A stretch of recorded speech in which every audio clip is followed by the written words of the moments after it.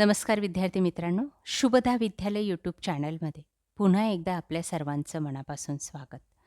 आज आपण इयत्ता 10वीच्या वर्गाचे मराठी विषयाचा तास घेणार आहोत आणि या तासाला आपण मराठीची पूर्वपरीक्षेची 80 गुणांची प्रश्नपत्रिका उत्तरासहित सोडवणार आहोत. ही प्रश्नपत्रिका आपल्याला चालू वर्षाच्या बोर्ड परीक्षेसाठी सुद्धा उपयोगी ठरणारी आहे. त्यासाठी मित्रांनो हा व्हिडिओ शेवटपर्यंत पहा. व्हिडिओला लाईक करा. यातल्या सर्व प्रश्नांची उत्तरं लक्षात ठेवा किंवा वहीत लिहून ठेवा. ही सर्व प्रश्न IMP प्रश्न आहे चालू वर्षासाठी येणारे. यासारख्या इतर विषयांच्याही प्रश्नपत्रिका आपल्याला हव्या असतील तर आपल्या चॅनलला सबस्क्राईब करून डिस्क्रिप्शन बॉक्समध्ये दिलेली प्लेलिस्ट अवश्य पहा. इयत्ता 10वी मराठी पूर्वपरीक्षा गुण 80 वेळ 3 तास. काही महत्त्वपूर्ण सूचना, अशाच सूचना आपल्या बोर्ड परीक्षेत असणार आहेत. विभाग 1 आपला गद्य विभाग असेल. बोर्डाची प्रश्नपत्रिकासुद्धा अशीच असणार आहे. पहिला प्रश्न आपला पठित गद्यावर आधारित असेल. बघा त्यासाठी विचारलेली कृती, आकृती पूर्ण करा. पानांची स्वभाव वैशिष्ट्ये. एक परिच्छेद दिला जाईल आणि त्या परिच्छेदावर आधारित आपल्याला दिलेल्या प्रश्नांची उत्तरं शोधायची आहेत. पान उच्च पदाचा खोटा अभिमान बाळगते आणि गवत पात्याला क्षुद्र मानते. ही झाली पानाची स्वभाव वैशिष्ट्ये. बघा या पॅरेग्राफमध्येच मी टिकमार्क केलेली, अंडरलाईन केलेली आहेत. ही उत्तरं याच ठिकाणी शोधलेली आहेत. आपण ही अशाच पद्धतीने उत्तरं शोधून लिहायची आहेत.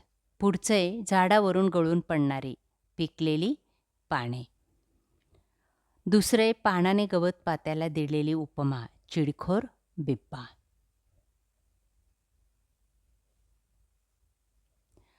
गवत पात्याची वैशिष्ट्ये स्वप्नाळू, किरकिरा, अरसिक, चिडखोर.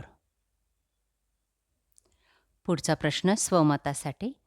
माणसातील ठराविक मनोवृत्तीची पुनरावृत्ती वारंवार होत असते हे विधान कथेच्या आधारे स्पष्ट करा. आ भागासाठी प्रश्न आहे. उतारा वाचा आणि दिलेल्या सूचनेनुसार कृती करा. आकृती पूर्ण करा. बरेलीच्या हॉस्पिटलात सुरुवातीला जाणवलेल्या उणिवा. भूलतज्ज्ञ नव्हता आणि पुरेसे रक्त उपलब्ध नव्हते. 2. कोणते लिहा. अरुणिमा फुटबॉलची व्हॉलीबॉल चॅम्पियन आणि सर्वात मोठा मोटिवेटर स्वतःच. स्वमतासाठी प्रश्न आहे. प्रत्येकामध्ये एक जिद्दी अरुणिमा असते, याबाबत तुमचं मत लिहा. त्यानंतर अपठित गद्यासाठी दिलेला उतारा. विधाने पूर्ण करा. सर्व कामांची काळजीपूर्वक आखणी करणे आणि त्यानुसार कामे पार पाडणे म्हणजे वक्तशीरपणा होय. दुसरे, सध्याच्या युगात वक्तशीरपणाला पर्याय नाही, कारण त्यामुळे स्वतःबरोबरच समाजाचेही नुकसान होते. त्यानंतर उतार्याचा राहिलेला भाग दिलेला आहे. दुसरी कृती, आकृती पूर्ण करा. मानवी जीवन गतिमान व गुंतागुंतीचे करणारे घटक, शहरीकरण आणि औद्योगिकरण. चूक बरोबर ते लिहा. 1. वक्तशीरपणा हा एकट्या व्यक्तीने स्वतःच्या हौशेसाठी पाळावयाचा गुण आहे. चूक. 2. व्यक्तीने स्वतः वक्तशीरपणा पाळला नाही तर त्या व्यक्तीबरोबरच अन्य व्यक्तीचेही नुकसान होते. बरोबर. विभाग 2 पद्य विभाग. प्रश्न दुसरा. कवितेच्या आधारे कृती करा. आकृतीबंध पूर्ण करा. पाखराला या गोष्टी ओलांडायच्या. दरी डोंगर, हिरवी राणे, सरिता, सागर. बघा या ठिकाणी सुद्धा कवितेत अंडरलाईन करून ठेवलेले शब्द आहेत. ते शब्द आपण वरती उत्तरामध्ये टाकलेले आहेत. पुढचं, योग्य पर्याय ओळखा. सुख लोलूप झाली काया म्हणजे सुख उपभोगण्याची सवय लागते. चौथा पर्याय बरोबर आहे. दुसरं, पिंजरा सोडून झेप घेतल्याने आपल्या स्वसामर्थ्याची जाणीव होते. चौथा पर्याय. तिसरं, काव्यपंक्तीचा सरळ अर्थ तुमच्या शब्दात लिहा. तुझ पंख दिले देवाने, कर विहार सामर्थ्याने. या ठिकाणी कवी म्हणतात, देवकृपेने तुला उडण्यासाठी पंख दिलेले आहेत. त्या पंखांच्या बळाने तू आकाशात मुक्तपणे संचार कर. काव्य सौंदर्यासाठी प्रश्न आहे. आकाशी झेप गेरे पाखरा, सोडी सोन्याचा पिंजरा. या ओळीचा मतितार्थ आपल्याला स्पष्ट करायचा आहे. तो आहे, कवी म्हणतात की हे पाखरा, तू तुझं परावलंबित्व सोडून स्वतःच्या सामर्थ्यावर स्वतःची ध्येय गाठ आणि यश मिळव. या भागामध्ये आपल्याला कवितेसंबंधी कृती सोडवायची 4 गुणांसाठी. 2 कविता दिलेल्या आहेत, वस्तू किंवा भरतवाक्य. बघा, आपण भरतवाक्य घेतलं. सुरुवातीला आपण वस्तू कविता घेऊ. त्या कवितेचे कवी आहेत द.भा. दामनस्कर. कवितेचा विषय आहे निर्जीव वस्तूंचा सजीवपणा. आणि तिसरे कवितेतून मिळणारा संदेश आहे वस्तूंशी प्रेमाने वागावे. किंवाला दुसरा प्रश्न आहे भरतवाक्य. याचे कवी आहेत मोरोपंत. कवितेचा विषय आहे सज्जन माणसाचे महत्त्व आणि संदेश आहेत संत सज्जनांच्या सहवासात राहावे. ई भाग हा रसग्रहणासाठी असणार आहे आपला 4 गुणांसाठी. त्यामध्ये आपल्याला कवितेच्या 4 ओळी दिलेल्या आहेत. त्याचा अर्थ याप्रमाणे लिहायचा आहे. कवी म्हणतात, शब्दांचे व संवादाचे सामर्थ्य या ठिकाणी सांगितलेले आहे. शब्द इतके प्रभावी आहेत की मोठी महाकाव्ये त्याच्यापुढे फिकी पडावीत. तसेच संवाद इतका प्रेरणादायी आहे की सामान्य काव्याचे रूपांतर बंदुकीच्या संगिनीमध्ये व्हावे. विभाग 3 स्थूल वाचनासाठी 6 गुणांचा प्रश्न आहे. 2 कृती आपल्याला सोडवायच्या आहेत. बघा, व्युत्पत्ती कोशावर आधारित काही मुद्दे दिलेले आहेत आणि त्या मुद्द्यांचा वापर करून आपल्याला व्युत्पत्ती कोशासंदर्भात माहिती लिहायची आहे. आणि किंवाला दुसरा प्रश्न आहे, भरकटलेल्या मुलांना शिक्षणाच्या प्रवाहात आणण्यासाठी रेखाजींनी केलेले प्रयत्न. त्यांनी शाळा सुरू केल्या, त्या मुलांना शैक्षणिक साहित्य पुरवलं, उज्ज्वल भविष्याची स्वप्न दाखवली. तिसरं आहे गिरिजा कीर यांच्या बालनाटिकांचे विशेष. ते आहे त्यांच्या बालनाटिका किंवा त्यांचं साहित्यामध्ये सोपी भाषा असते. त्यानंतर विद्यार्थ्यांसाठी काही मूल्य संस्कार दिलेले आहेत त्यांच्या काव्यात, लेखनात. त्यानंतर त्यांची काही लेखनं ही विनोदी आहेत, काही मनोरंजन करणारी आहेत आणि विशेष म्हणजे दैनंदिन जीवनाशी संबंधित आहेत. 4था विभाग असेल आपला भाषाभ्यास. व्याकरण घटकावर आधारित कृती. समास.